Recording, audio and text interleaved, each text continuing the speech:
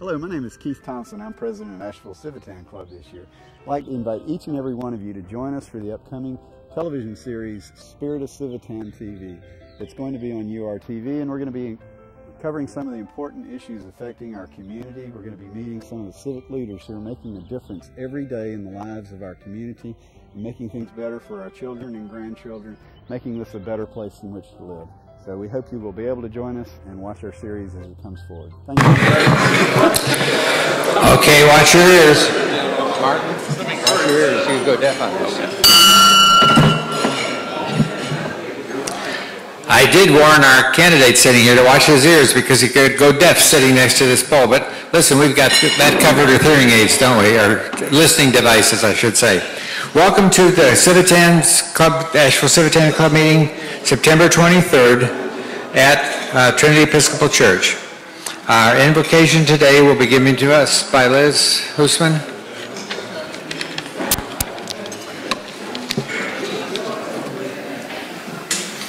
By the way, you notice I got the speaker on right this time. Thank you.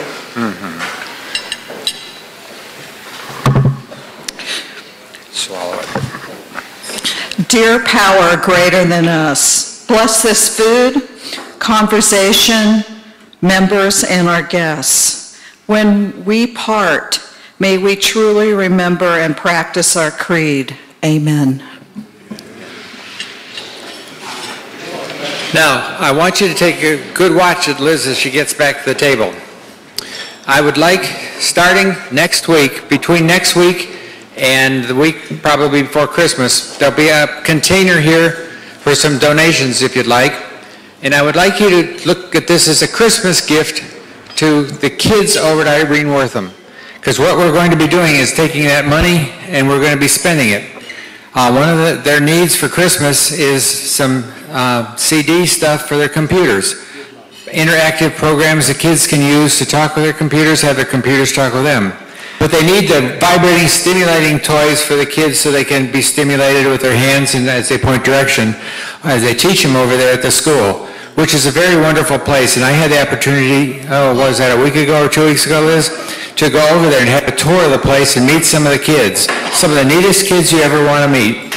And you are welcome anytime you want. Just to let Liz know you can go over and wander around Irene Wortham and see the school. If you haven't been there, or to the PEP program, which we also support out at T.C. Robertson, you need to attend some of those programs to see the work some of those volunteers and the teachers and all are doing. Fantastic work with a wonderful group of young people that are very, very appreciative of whatever we can give them.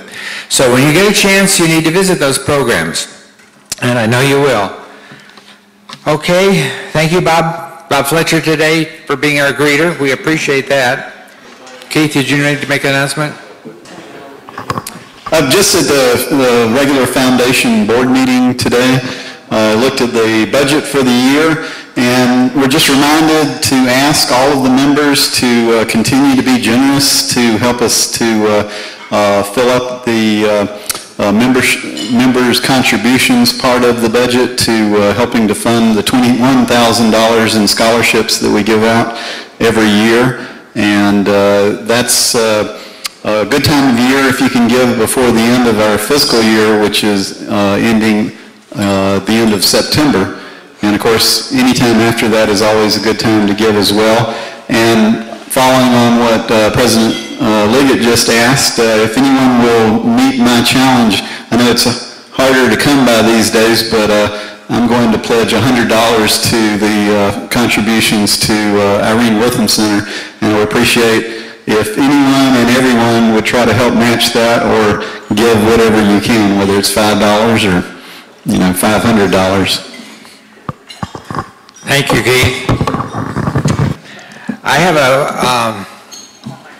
I got from the International Civitan here a certificate, an award certificate, and I'll just read it because that's the easiest thing for me. Civitan International recognizes John H. Reed as a very involved part of the Asheville Civitan Club, having achieved the standards of excellence for Vice President program.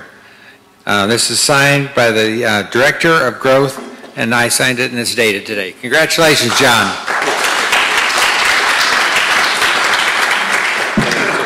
Oh, okay.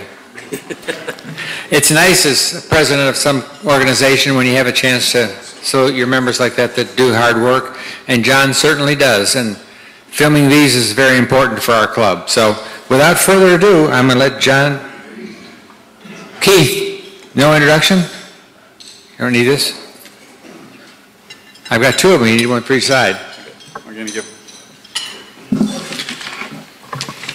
It's my honor as past president of Asheville Civitan Club to welcome our candidates today for a forum for legislative candidates representing Buncombe County in the North Carolina House and Senate. And we have there's one race, that 114th district that Susan Fisher is unopposed. So she's not here, and she had to be in Raleigh, or otherwise she would have been here. But we do have two House races, 115 and 116. We'll introduce the candidates, and we have one who is an incumbent. We have the District 49 Senate District. Senator Martin Nesbitt and former Senator R.L. Clark are running in that race, and they'll have a chance here to introduce themselves. What we'll do is we'll go with a 2-minute introduction, and we'll just work our way down, and then we'll start back from the other end, and we will take questions from the floor, or we have cards at every table, and if you'll write your question, if you'd rather not ask the question from the floor, we will ask from the podium. We'll have 1-minute answers to those questions, and then we'll see how far we can get, and then have a 1-minute closing statement from each of the candidates. This way we can go on a nice orderly basis and have everyone have a chance to speak, and I'm sure there'll be a little bit of back and forth depending on your questions. So if we can start, I'm going to start down at the other end and go with Jane Wilk.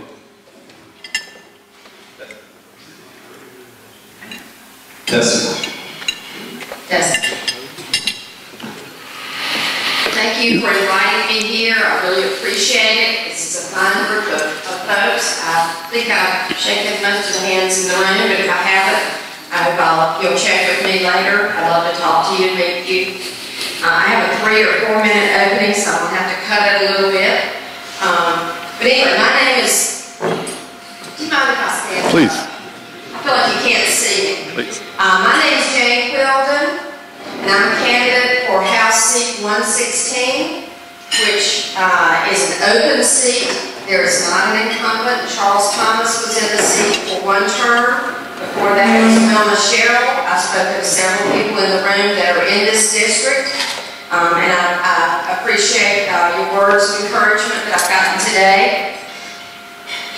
I'm a wife. 28 years of marriage, I'm very proud of that. I'm a working mother of 3. I just sent my youngest off to college last month, and I'm very proud of her. I've been active in the community for years. To talk about a neighborhood here, I was director of Bible school for Central United Methodist across the street at one point. I have been president of Big Brothers Big Sisters Board. And I've also been president of PTA, always active in the community. Right now, I serve on the board of Pisgah Community Bank, UNC Board of Visitors, and the Appalachian State University Parents Council. I resigned from the governor's office several months ago to run for this seat. I'm unemployed of all times to quit your job, but I have desperately been interested in running for a seat, and the timing was right with my children and family and otherwise. So thank you so much for welcoming me, and my time is up, so who am I handing it to? Just, yep. And Paul Perdue running for House District 115. Good afternoon, everybody. My name is Paul Perdue, and I'm running for North Carolina State House District 115 in Fairfield. It is not an open seat. My opposition is sitting right there beside me. And, you know, I was often asked why I came to America. One of the reasons I came, as everybody knows, or most people know, I have a bit of an accent. I'm from Ireland. So I'm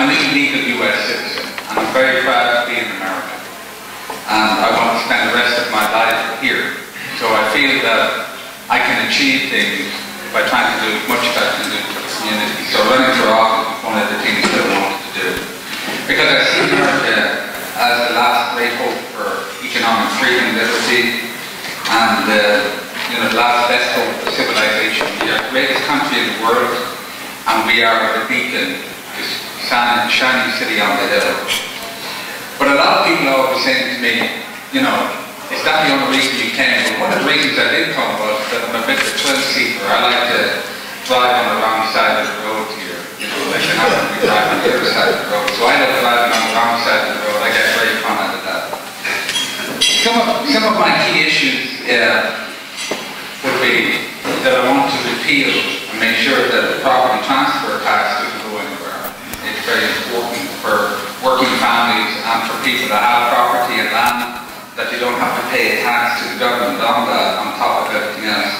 Another thing that I want to repeal is, or hope to repeal, is the forced annexation laws. North Carolina is one of 4 states that only have that, and I think that it's time for us to commit to the 21st century. We're not living in China or Russia anymore. Metering of private wells, that seems to be an issue that's affecting a lot of people, and I'm against that. Another issue is removing property tax from the unused and vacant land to help with development, put down development, and stuff like that. I see my time is up, but I'd like to thank you for having me here. Thank you very much. And Representative Bruce Goforth from House District 115. Thank you, Keith, and members of Civitan. I appreciate the opportunity to be here. I've been here for the last, I was trying to figure it out, I believe it's the last 16 years. I was on the school board for 8 years, and we used to come here for forum, and I've been in the North Carolina House for 6 years. And I appreciate the opportunity to come and speak to you. Now, I have a wife of 47 years over the last week, our 47th anniversary, and she asked me why I would take on this job of aggravation driving back and forth to Raleigh, and I said, you've trained me for this job. She didn't appreciate that, but she really has done a good job of keeping me in line. I have 2 daughters and 2 son-in-laws that's actually running my business. I'm Goforth Builders in Asheville, and it's great to have 2 son-in-laws that can take over the business and give you the opportunity to serve in Raleigh. And we have 5 grandkids, 2 of them are in college, one in UNC Chapel Hill and one in Appalachia. And so that tells you right there that I'm getting extremely old. But I love the opportunity of serving you. I think this year we had a total of $39 million that our delegation brought back to the western part of the state. And that is one of the highest in the last 10 to 15 years. So we got $14 million of the lottery money that had poor appropriation to start with. The way that they developed to allocate that was terrible and left out in the western part of the state. We got a bill in this last year that allocated $14 million for this 1 year, and we're going to continue to work till we get our fair share of that. As most of you read, I was on the annexation, charity annexation committee to get some fair way of annexing people. We annexed, and from 1990 to 1998, we annexed 316,000 people in North Carolina. The national average for that same period of time was 40,000 people. And as my opponents already said, we're one of only 4 states that allow forced annexation. And we need to look at that. We've got several things that I would like to talk about in that area, and give us the opportunity to continue to work on issues that, And former Senator R.L. Clark, Senate District 49. Thank you very much, Tom. I appreciate the opportunity to meet with you today. My record's not quite as extensive as Representative Goforth's. I think I've been meeting with you folks every year for the last, since 1996. I am a Western North Carolina native. I'm a husband, I'm a father, grandfather, and I'm a great-grandfather. The reason I'm running is for my family and you folks. When I left Raleigh, December the 31st, 1998, the budget, as I recall, was about $13 billion, maybe $14 billion.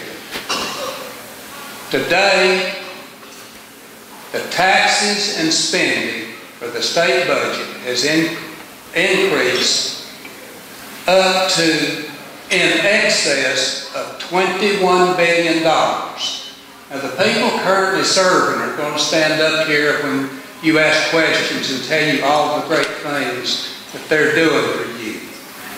Well, as a former businessman of a quarter century, as a former employee of the North Carolina Executive Department, I served the state under 6 North Carolina governors. I can tell you folks, we've reached the time, and I think the gasoline situation in these past few days is a good indication. We're in crisis mode now. I don't know how many people in here are affected by the mental health situation in North Carolina. That's not in crisis anymore. That's in meltdown stage. Thank you. And Senator Martin Nesbitt, Senate District 49. Thank you, and as always, it's a pleasure to be with you. I'm going to depart a little bit today. If you want to know what I think the answer to all the problems in the world are, it's more education. I realized that after about 10 years into this job. You just look, and financial ignorance is causing a lot of what's going on in this country right now. If we could educate everybody better, you'd see this country get better. Period. 60% of the state budget is dedicated to education. If you want to know where your tax dollars are going, that's in the general fund budget. That's K-12, universities, and community colleges. We're one of the few states that pay our teachers at the state level. Most states, they pay them at the local level, and that's why their property taxes are much higher.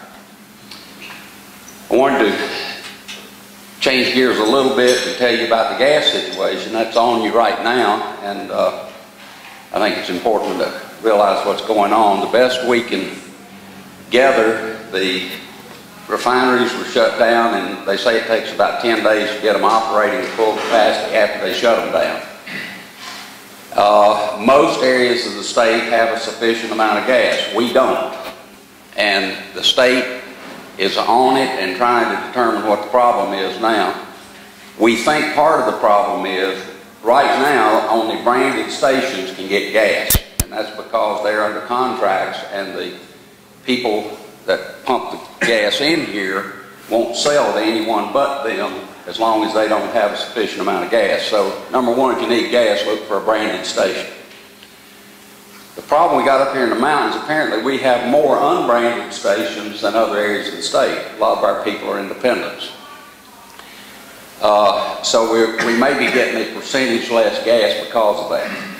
But we're checking right now to make sure that the gas that we're supposed to get is getting here. We're not sure that the people that distribute it are bringing it up the mountain. And we're checking on that right now to see if we're getting at least what we're entitled to.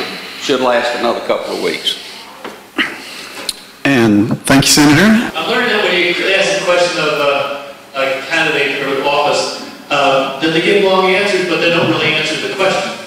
So let me try to be as specific as possible. Would you favor or discourage the drives against illegal immigrants and roundup of them?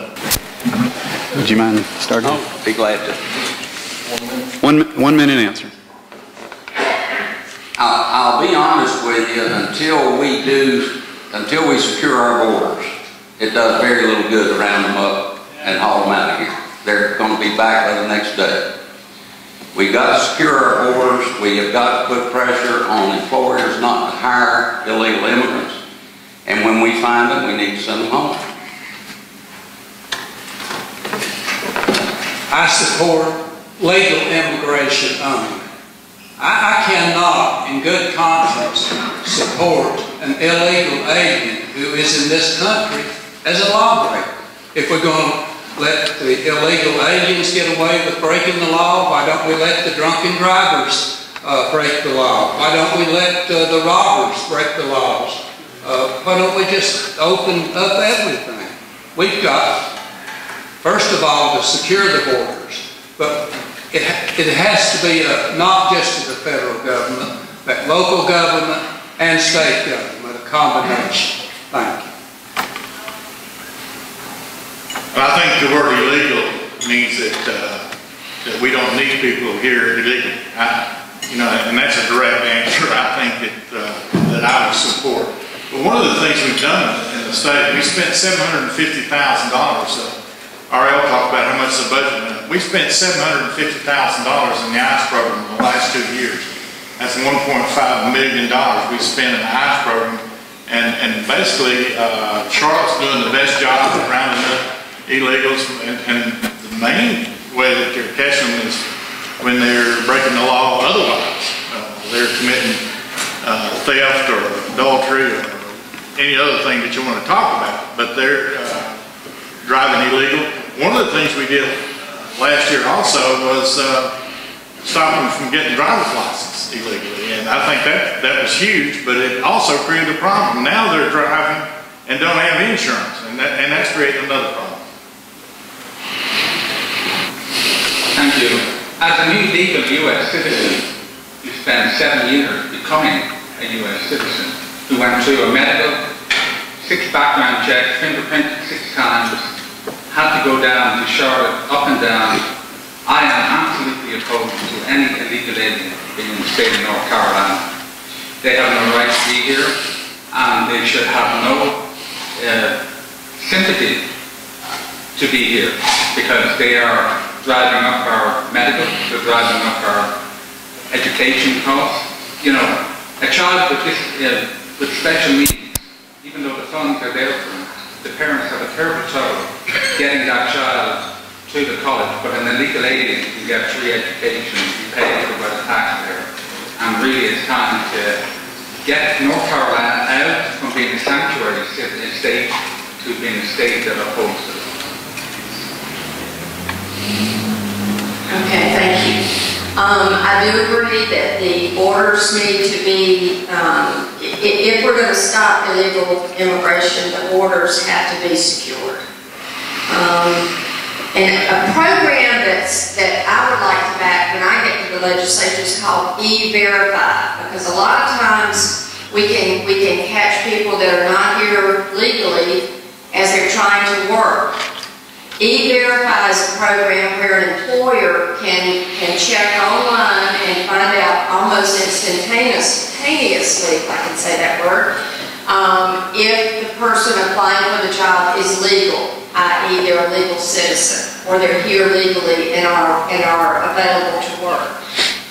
E-Verify is a program that I think would help a lot in stopping some of the employment of illegal immigrants. We'll start with another question, please discuss the mental health situation in North Carolina and your approach to addressing the question. And Jane, if you'd start, just so we rotate back and forth. Okay, on the spot here. Mental health issues are huge. I've gone door to door over the last several months. I've knocked on 1,500 or more doors, I guess, over the last few months and talked to hundreds of people. Mental health is a top issue. We do need to do a lot. I think in the last General Assembly, some things were straightened out, looked at. There are lots of little things that are feeding into this problem. But one of the main ones is we need to make sure that those that need services get services. We need to try to streamline the program, the system, so that there's not as much paperwork, or the paperwork is simplified somehow, so that more of the money can be spent on the folks that need the assistance.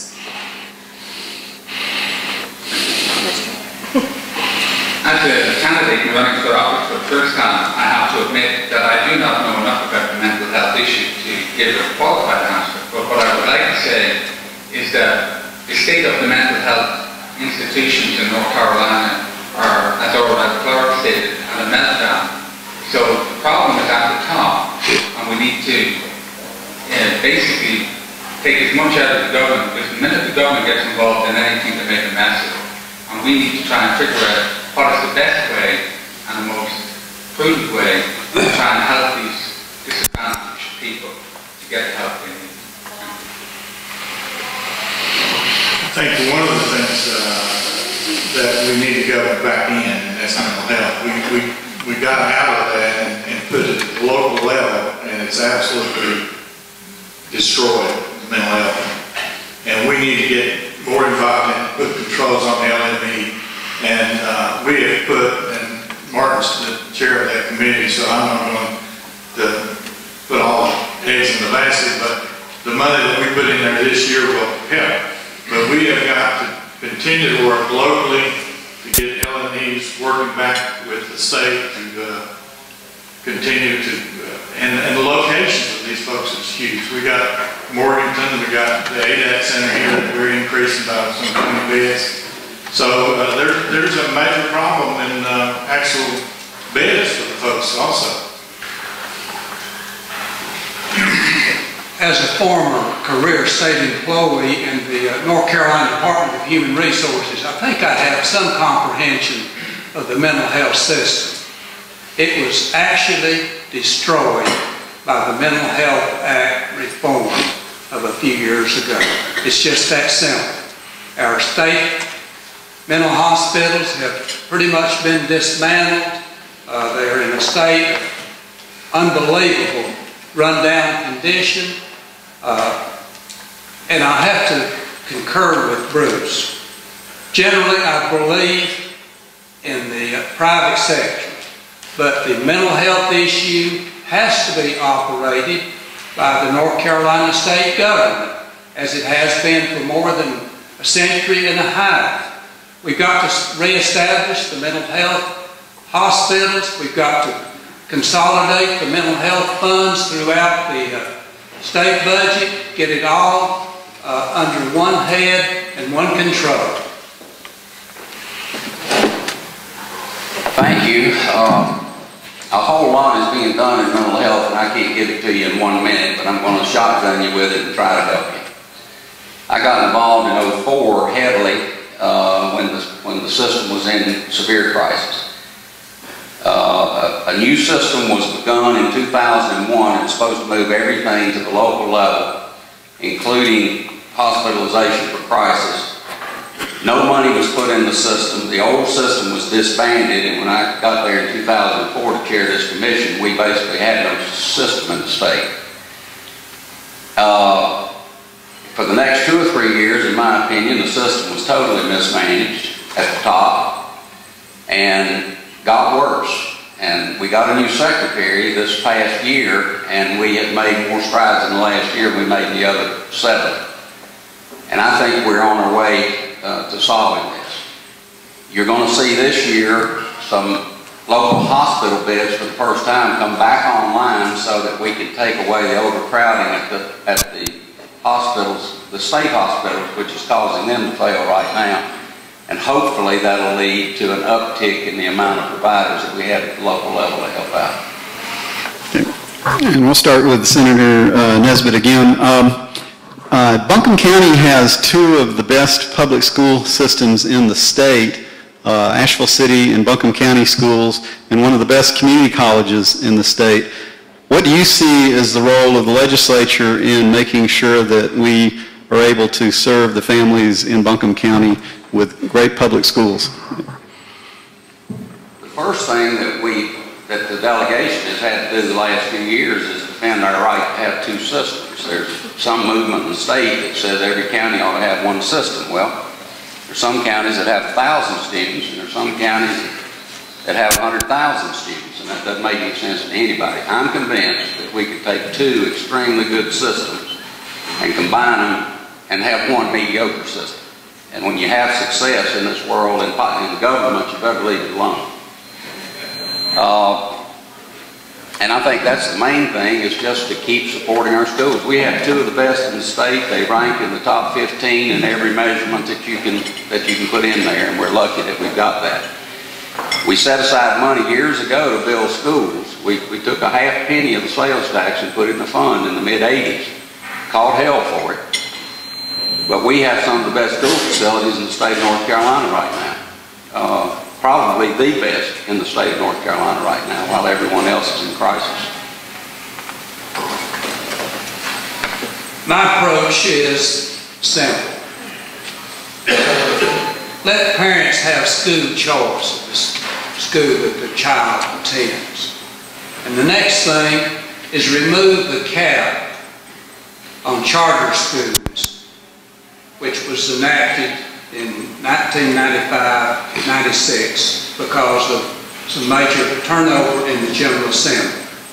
And the next thing that I think is a lot of homeschooling, private schools. Let's give a tax credit for the non-public school children. Thank you. I was on the school board from 1990 to 1998. In 1986, we were declared the 12th worst school system in the United States as far as buildings concerned. And the half-cent sales tax that Martin talked about gave us enough money to use it for debt service. We went out and passed bonds, and right now, the next 5 years, we've got about $8 million worth of needs. In Raleigh, they got $500 million worth of needs. So if you look at it across the state, and the lottery fund that we got for school construction, and we only got a portion of that, but we got $1.7 million last year out of the lottery funds for the school construction.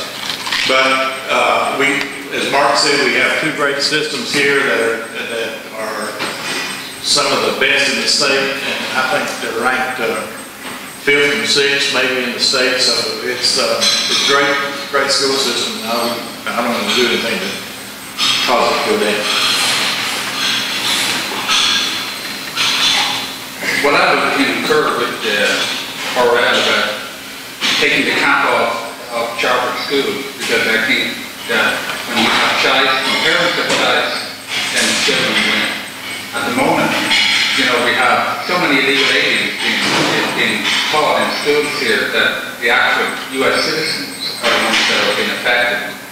The other thing is that AB Tech was originally, the concept of AB Tech is for teaching trades and stuff like that, and it's got away from that particular format, and I would like to see that get back to that. Because not everybody wants a 4-year college degree. There's lots of trades out there, plumbers, electricians, you name it. And, you know, you cannot have one fits-all system. You have to be able to give choice, and I believe choice is the way to go.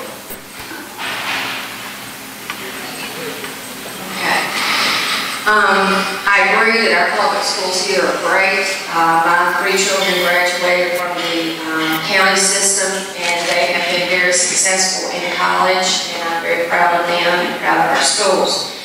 I think we need to help with the schools. We need to continue the programs that allow high school students to take courses at AB Tech so that they can graduate from high school with college credits. That was a huge help with 2 of my children. You know, we were able to get them out of college a semester early, which of course saves us money, which was good. But it also gives them the confidence they need to go on and get more education if that's what they want. The other thing is, I plan on working very hard to make sure that the lottery money and other state revenues that are needed in this part of the state are brought here and used properly.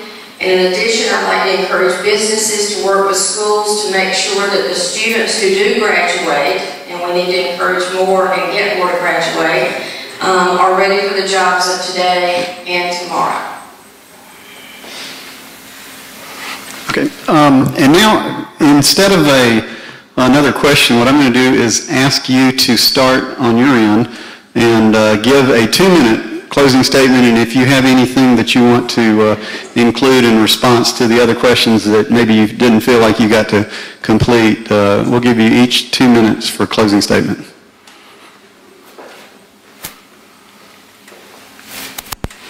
Okay. One of the things that's come up today, I think education, everyone agrees education is vital. You know, we need to be ready for jobs. We need to have a workforce that's ready to go to work in a new company that comes here. We need to have students that are ready and willing to learn. Education is what got most of us where we are today. It's what encourages new business startups. It is what provides trained employees for your businesses. And it's what makes dreams a reality. Another issue that has not come up today is health care. We have got to deal with the issue of health care, the cost and the availability of health care. We have a wonderful health care system here in Buncombe County. We need to start dealing with the cost and with the accessibility of it. Project Access, which I don't have time to explain, is an example of where businesses and government and the medical community work together to work out health care for those that are most in need. I guess the way to close this is to say that I feel like Buncombe County deserves a full-time legislator who will focus all of her energy on the issues that are important to the citizens of Buncombe County.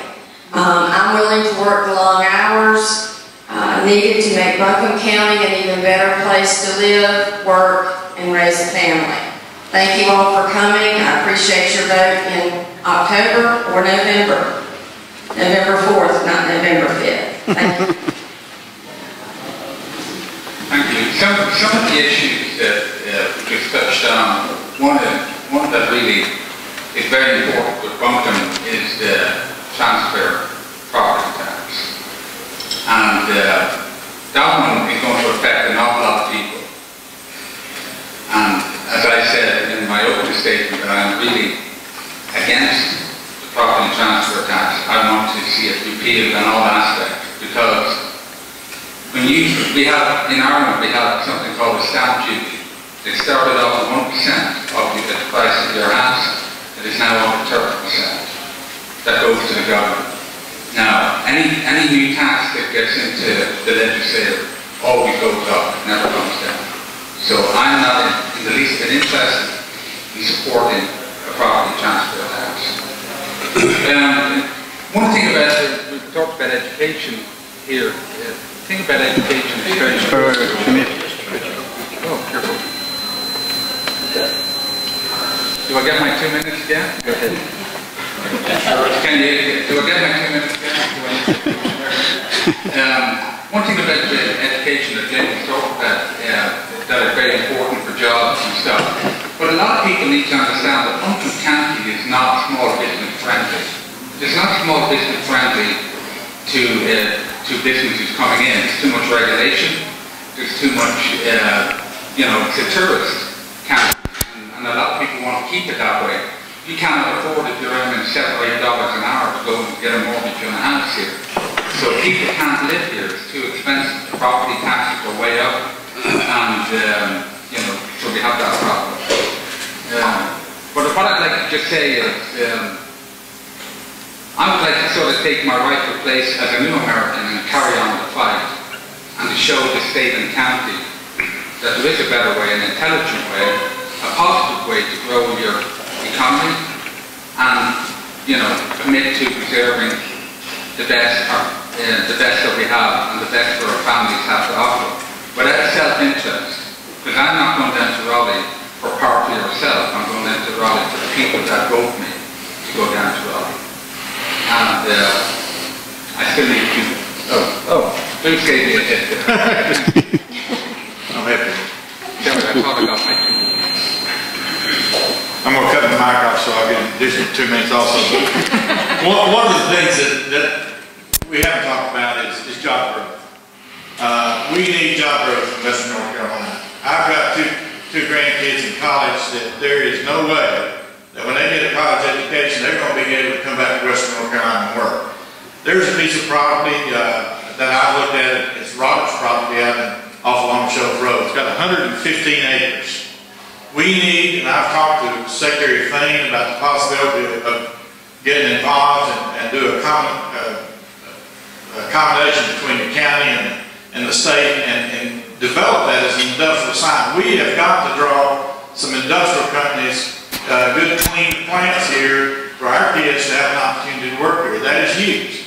The second thing that I think is the most critical for Western North Carolina is to do something with I-26. We have got to make a decision. We can't let our city leaders continue to put this thing off and create a major problem for the funding. And I will be continually pushing this because we need to make a decision.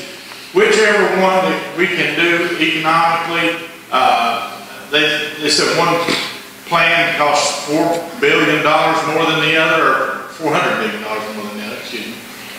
So we have got to decide what the best for our community for the 26th Act. That's number one as far as I'm concerned. And the other thing, we have got to do something for infrastructure as far as high-speed rail is for the western part of the state. Salisbury to Asheville, it costs $1 million a mile, $135 million we need to put in the infrastructure so we can have connections in Salisbury, Charlotte, and Raleigh on high-speed rail. We've got to get some cars off the road. If you look at this gas problem we got now, if we don't do something, I promise we're in deep trouble. I just came by the school this morning and there was 115 cars in the parking lot at the high school and another 115 waiting to come in that the parents will bring. These folks need to be riding the school bus. We got to figure out some way to conserve gas. Thank you. I'm going to stand up because I like when talking with people to see their eyes. I'm a candidate for the North Carolina State Senate District 49.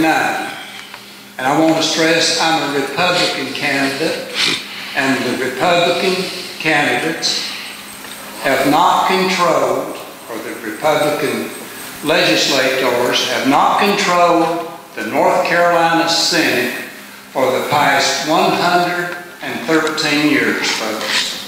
It's been one-party rule, primarily in all state government, one-party rule.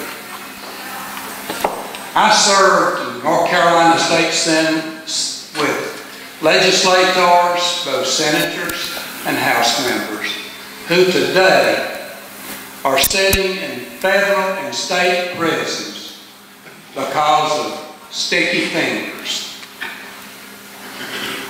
I mean, it's unbelievable. Having worked in the executive branch and 2 terms in the North Carolina State Senate, ethics and corruption is unbelievable in this state, and there again, it seems like Western North Carolina is left out of knowing what's really going on. Our media, for some reason, doesn't choose to present to you, the tax-paying citizens of Western North Carolina, the real truth of what's happening in our state government. Thank you. Thank you. I believe I can see most of you from here. We'll try this. I'm still getting over the flu, so I'm a little peaky. One thing I didn't tell you a while ago on the community college system, last year at AD Tech, they had 27,000 people go through there. That's how important that is to our area. It's going to become more important as we see a change in jobs. I have no idea what's going to happen at the federal level. It's as scary as I've seen since I've been paying attention. The good news is at your state level, we have to balance our budget every year. The Constitution says so. We don't have deficit spending, so although we may have to raise taxes one year and cut them the next in order to balance the budget each year, it gets balanced. And the federal government, they're so far in debt, I don't know what they're going to do. And now they're just digging in deeper. One quick thing. 20% of the economy up here, I'm told, is now healthcare related. It's not a tourist economy anymore, it's healthcare related. We have a huge medical complex. Now these are, and most of them are small businesses that support our aging population up here. We're starting a new center through Maytech, which will be called the Center for Health and Aging, which we hope will be a world-class research and education center, like a Mayo Clinic type place. in the areas of healthy living and aging. If you'll think about it, 20 years from now, that's the future of medicine, folks. It's not going to be how do we fix everybody. Our generation's last one's going to get fixed. We're going to make them healthy, keep them healthy, and they're going to live long. That is an exciting, promising thing for jobs and knowledge for the people of this region. Already too long.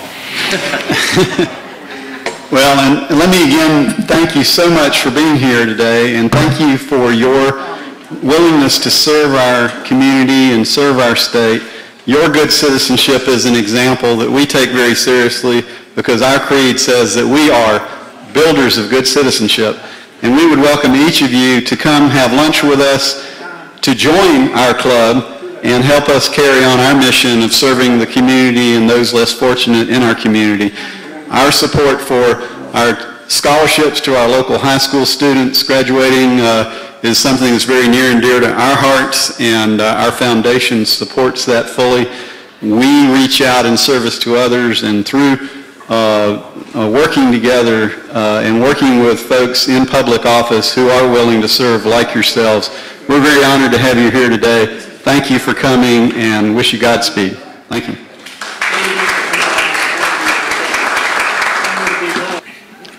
Got your ear, Martin? Ready? Pardon me, I'm ready.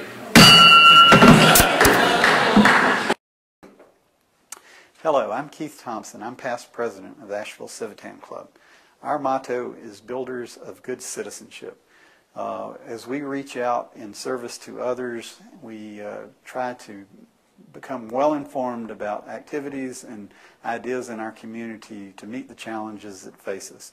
Our regular meetings and our second season of the Spirit of Civitan television that you will be seeing this year presents these speakers and ideas in a way that we can all come together and learn how to be better citizens. Our regular scholarship program that's been going on for decades presents scholarships to deserving and high-achieving students from each of our 7 local public high schools. And here's a clip from our 2007 scholarship program. I am Cal Remmers. I am the chairman of the scholarship committee of the Asheville Civitan Club. It's our pleasure here to honor 7 graduates, one from each of the 7 high schools of Buncombe County and Asheville City. All of these people are here to receive a scholarship of $3,000, which are awarded on the basis of excellence in scholarship and excellence in school and community citizenship activities. We also welcome, seated at this table, Cliff Dotson, Buncombe County Superintendent of Schools, and Robert Logan, Superintendent of Asheville City Schools. Good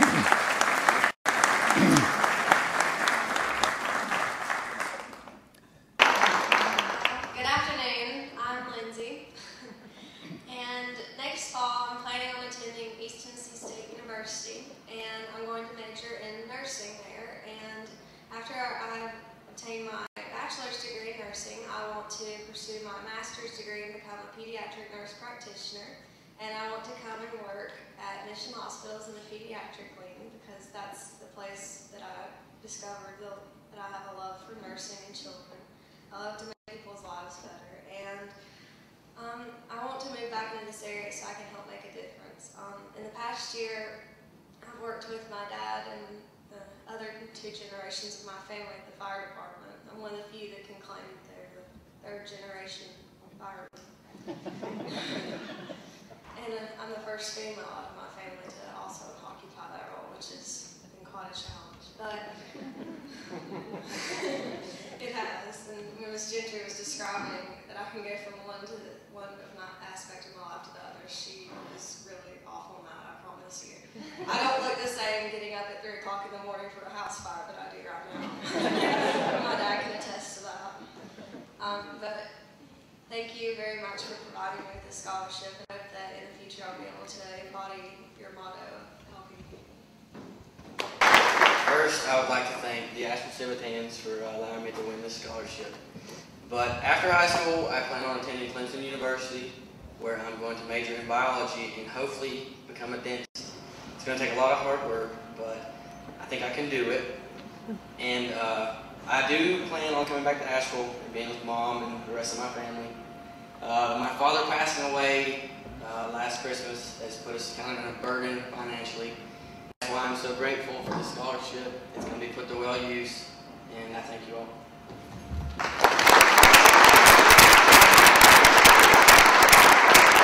I would like to thank the Civitan Club members for allowing me this great opportunity. I will be attending this fall the University of North Carolina at Chapel Hill, and I plan on possibly double majoring in African American Studies and Business. I plan also to get my MBA after business, my bachelor's. In the future, I plan on either two options, working for a large corporation or either becoming an African American Studies professor at Howard University in Washington, D.C. Thank you for this honor.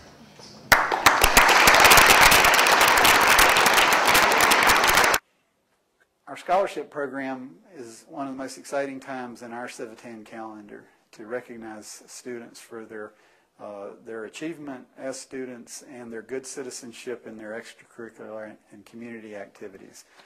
We also present Good Citizenship Awards to 2 students from each of our local public high schools every year. And here's a clip from our Good Citizenship Awards recognizing these students. Brass Quintet, North Buncombe High School.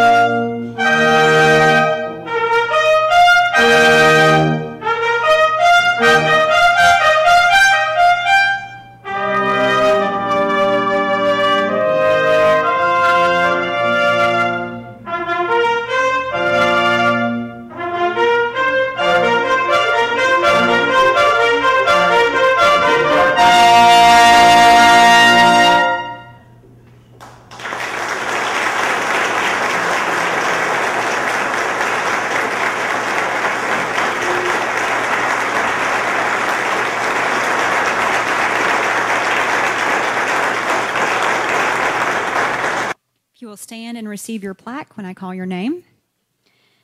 Tracy Barrett.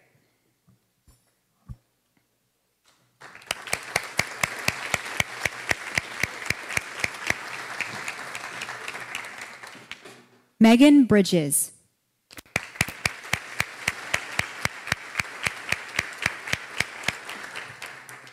Sarah Devlin.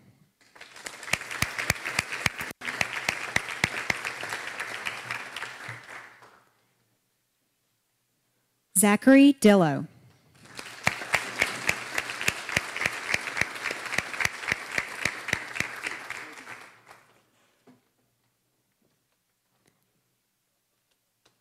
Adam Fisher.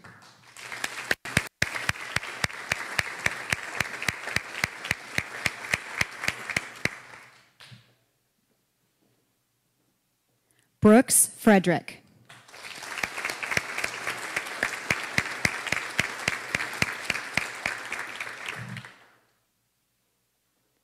Rebecca Jones.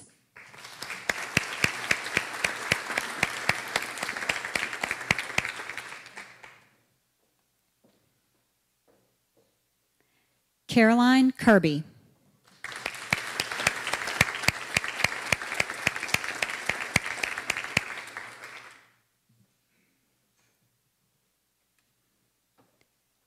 Chris Scanzoni.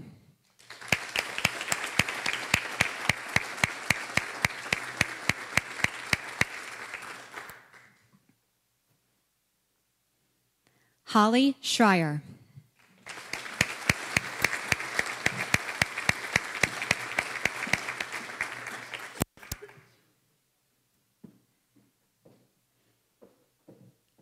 Samuel Shuford.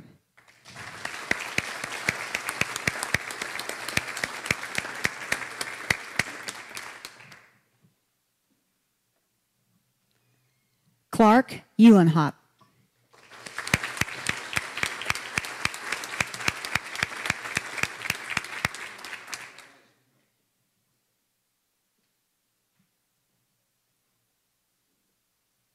Mary Withers.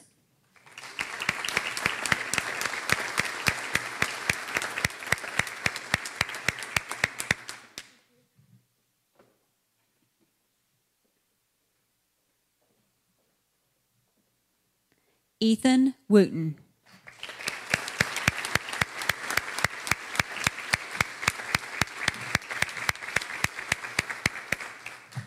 Congratulations to the 2008 Good Citizenship Award winners.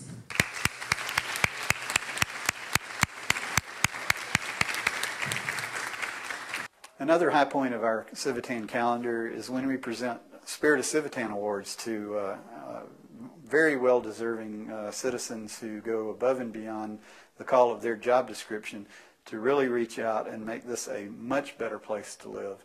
And one example of that was our recent award to K. Ray Bailey, president of Asheville Buncombe Technical Community College, who for many, many years really provided economic and educational opportunities to students that really made their lives and the lives of their family much better. So it's with great pride that we are able to recognize such good citizens on a regular basis. With all the great things that Asheville Civitan Club does, we invite you to join us to come to our regular Tuesday noon luncheon meetings at Trinity Episcopal Church in downtown Asheville at the corner of Aston and Lexington. We always have great speakers, we have a great meal, and we present the types of things that every informed citizen can benefit from. We invite you to join us to become builders of good citizenship. Thank you.